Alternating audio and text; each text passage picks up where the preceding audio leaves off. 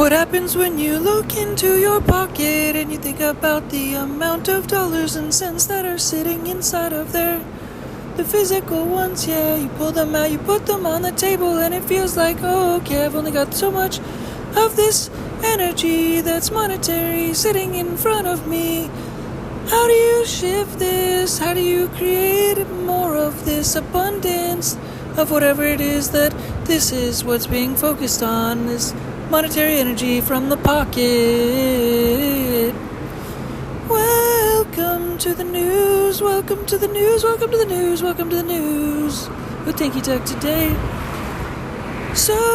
let's now try to shift the focus as a whole into the focus that entails more of things that entail abundance, things that entail effervescence, things that entail more of the items that you want to see inside of your pocket. Oh yeah, oh yeah, oh yeah. Let's exchange whatever that is into things that are actually somewhat a little bit more abundant. If that would be alright with you, let's try.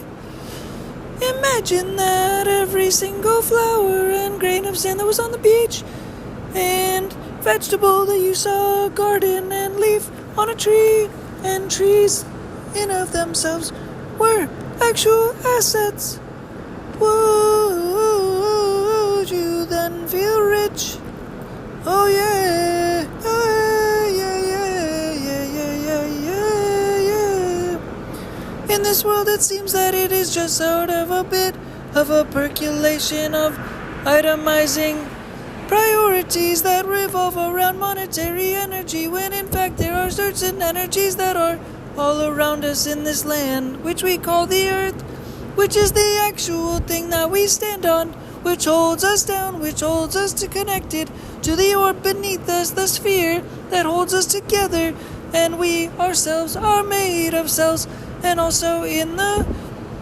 land that surrounds us there are many cells from many living creatures in every living pigment of every living organism that is around us indeed.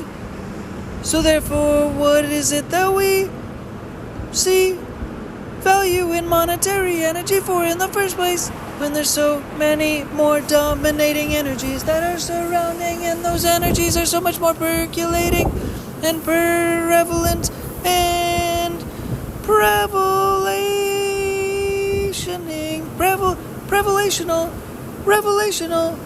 revelational, that's for sure. Because why just see the things that don't really matter when this monetary energy is super fake anyway, instead of looking at what's actually abundant and so much more valuable? It is the cells, the greenery, the chlorophyll within each plant, the green, that is what's caused.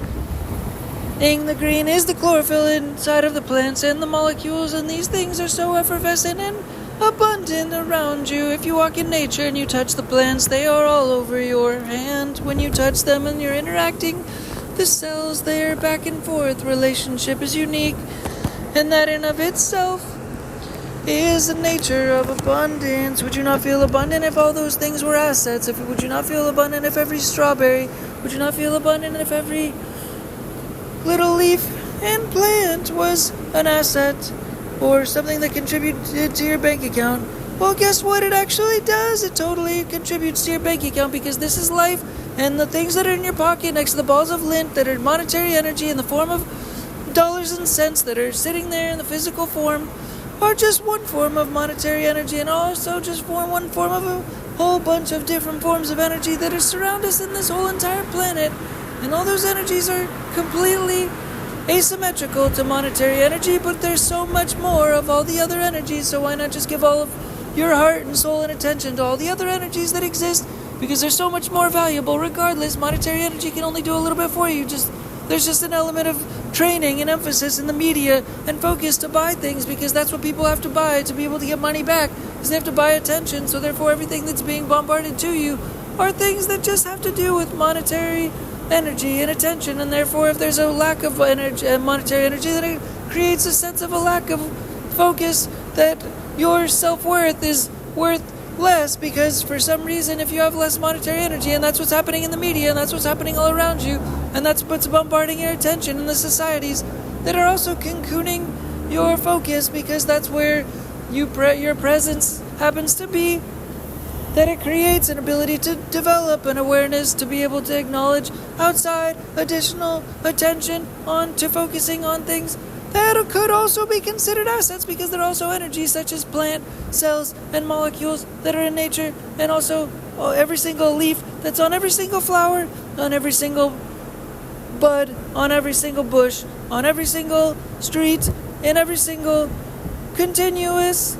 land piece that you've experienced as you've driven past it, flown over it, or walked by it in the past, then that is effervescence, that is abundance, that is significance, that is huge, that is a lot of numbers to try to quantify. And when you compare it to the couple of dollars and cents that are measured in the sense of monetary energy in your pocket, that they measure nothing, they measure in no way comparable at least to all the other energies that are out there in essence when you compare them. And when you flip the script and you look at all the other energies like assets, then in essence you create a significant amount of abundance in terms of your own internal universe and internal world, in terms of looking at all those little flower stems and branches and roots and centerpieces that connect to them all as assets in of themselves, because they are actually assets. They're nature's gifts in of themselves and very unique and interesting, and we actually eat them to actually try to stay alive. Those things are what keep us going, and they're very much assets in of themselves, and you can actually grow them as well from the ground and from roots and seeds,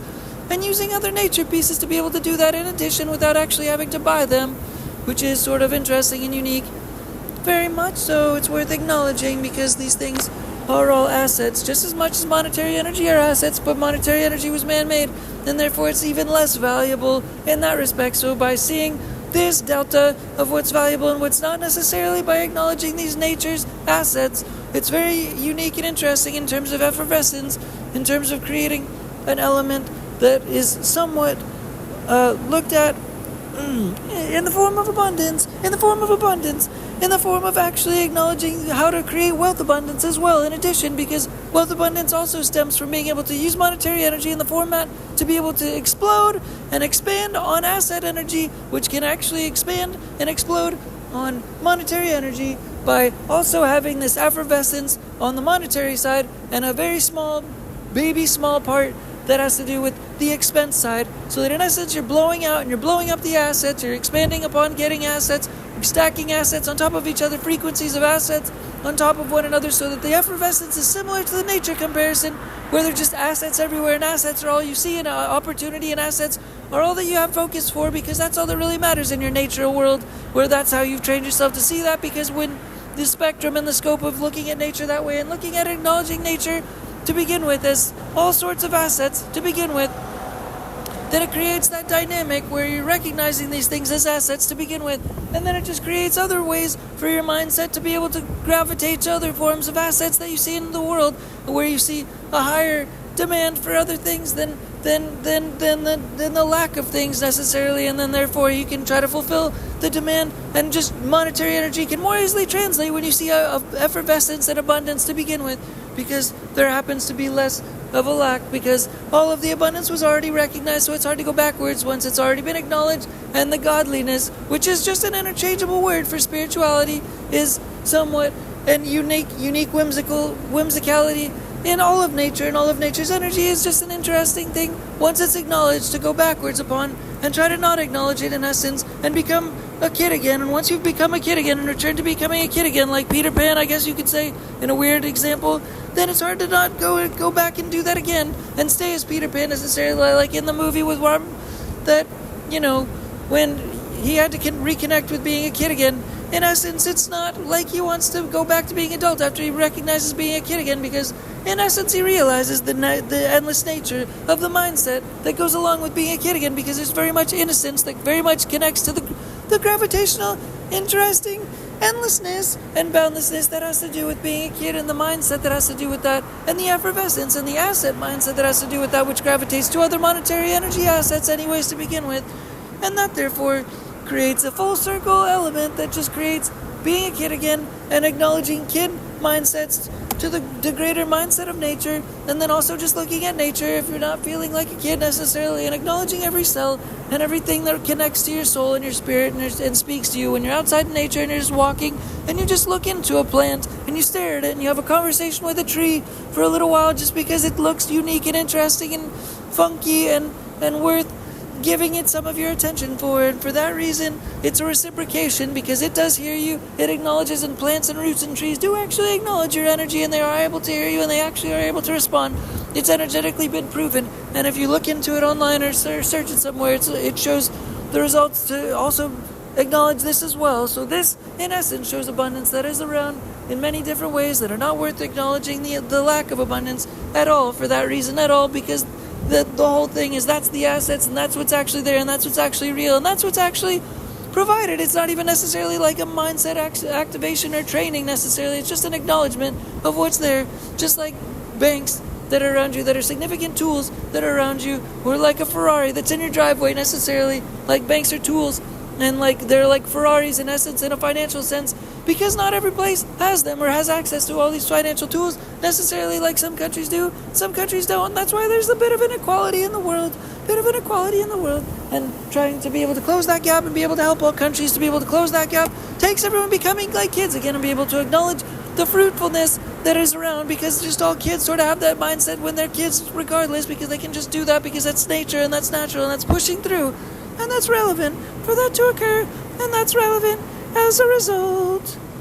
Oh yeah. And when you do these things, when you act like a kid again and you travel around and you act like a kid again, you go outside and you act like a weirdo, and you do strange activities and strange exercises and you act bananas and you act weird, and you do it on purpose, and you don't care what anybody thinks, and you do that on purpose because you know you have to care not what people think, because in the business realm sometimes, or as an employer, if you have a boss necessarily, it's always worth it. It's always necessary to care what other people think necessarily. But if you go outside in nature and you act like a weirdo and you talk to a tree and you maybe slap the things or just do weird things, you do weird things, a bunch of weird things, nobody cares, and you don't care if anybody sees you anyways, because you can just translate it into, it doesn't even matter necessarily what they're thinking because they're a stranger anyways, or anyways, it's just a also growing mechanism to be able to just not care because it doesn't matter necessarily anyways, because it's about you and nature anyways. That's the connection that matters, and that also connects to being a kid again, and that grows you as a result. So therefore the whole exercise is first full circle, and ultimately then become jealous regardless for you being able to find that bit of a freedom.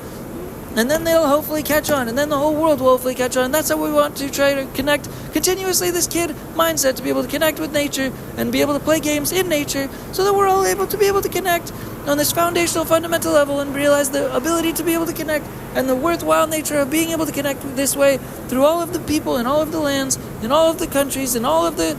repetitious ways that's really necessary to do, because it creates the ability to not even need to go to a gym anymore. There's no need to even go to a gym, because gyms, even though in of themselves, are sort of environments that are man-made, that are not necessary, because that same energy can be exerted and used in nature by just carrying a couple weights if you want, while going for a walk and interacting with trees and acting like a weirdo, and all that energy that you're exerting while going out and talking to trees and acting weird like a weirdo and playing games with yourself and playing hopscotch and doing things like that while you pull on branches and try to make games out of the branches, or make a design out of the branches that you find, and making little designs and drawing things in wilderness, that all takes energy. And guess what? You don't even need to go to the gym now, because you picked up enough branches, and therefore you've held on to enough energy to be able to make new energy by circulating your muscles into nature, and nature will feed into your muscles a heck of a lot more than probably being inside around other people that are cramping your energy, and also, not contributing to the growth of your mindset, which will contribute to your muscles and the greater health in that sense, and in that respect as well, I suppose you could say. And one last tidbit as well is, like, if you message people, or I mean, like, a weird little concept is that if you in essence go on down and you're able to give people messages, there's a difference between abundance and not abundance in terms of waiting for notifications on your phone, for example, and versus reaching out to people, for example. So there's two different types. One is the going out and reaching out to people is abundant because you can reach out to many, many, many, many people, and it also guides direction of things that you want to do in a business sense. This makes it more about a business sense and a business topic by talking about this last example in essence. Whereas if you're waiting for notifications on your phone, that's the sign of the other one. That's the